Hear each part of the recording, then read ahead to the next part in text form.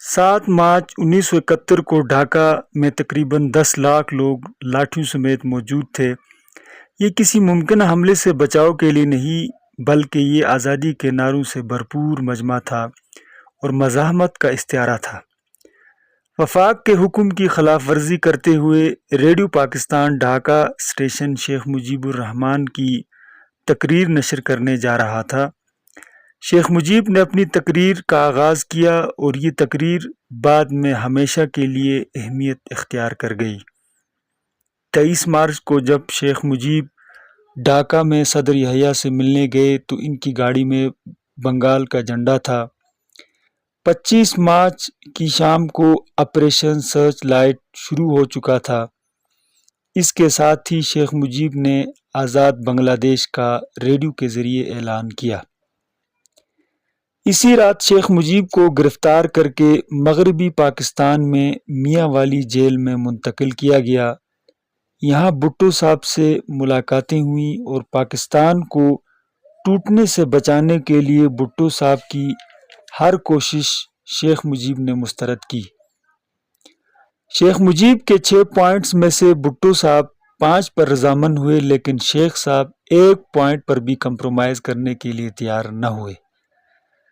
7 جنوری کو بھٹو صاحب نے چکلالہ ایئر بیس پر ان کو لندن کے لیے روانہ کیا۔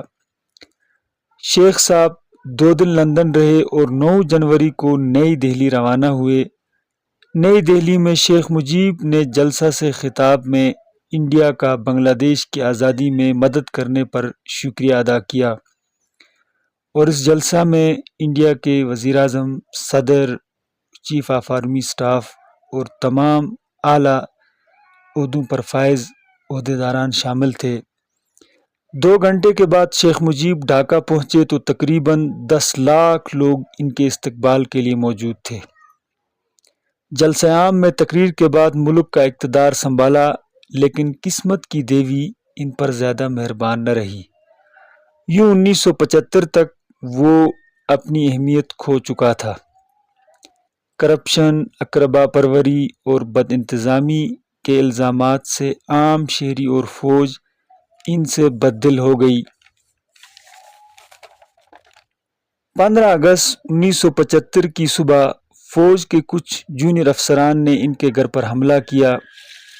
گولی کی آواز سنتے ہی انہوں نے آرمی چیف جنرل شفیع سے بات کی اور فوجیوں کو واپس بلانے پر زور دیا، لیکن جنرل شفیع نے شیخ کو باہر آنے کا کہا۔ جب شیخ صاحب باہر نکلے تو انہیں گولی لگی اور اس کے ساتھ ہی بیگم مجیب، ان کے بیٹے بہویں بھی ماری گئیں، یہاں تک کہ ان کے سب سے چھوٹے بیٹے رسول مجیب کو بھی نہ بخشا گیا۔ اور شیخ حسینہ کے مطابق اس گھر میں موجود 18 ٹوٹل افراد کو قتل کیا گیا۔ اس گھرانے میں سے صرف 2 بیٹیاں زندہ بچیں جو کہ پڑھائی کے لیے جرمنی میں تھیں۔ ان میں سے شیخ حسینہ موجودہ وزیر اعظم بنگلہ دیش بھی شامل تھیں۔ اس کے بعد ان سب کی لاشیں ایک فوجی ٹرک میں ڈالی گئیں۔ شیخ مجیب کے سوا سب کو وہیں دفن کیا گیا اور شیخ مجیب الرحمان کو سخت سیکیورٹی میں آبائی گاؤں پہنچایا گیا۔ لوگوں کو نماز جنازہ میں بھی شریک ہونے نہیں دیا گیا۔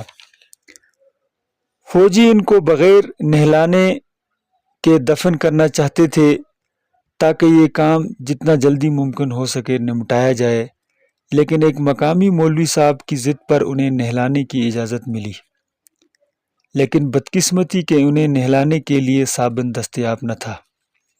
آخر کار انہیں کپڑوں کے صابن میں نہلایا گیا اور اپنے والد کے پہلو میں دفن کیا گیا۔ لیکن وقت کی ستم ظریفی کہ اس دن بابائے بنگلہ دیش کے لیے آنسو بہانے والے بہت کم تھے۔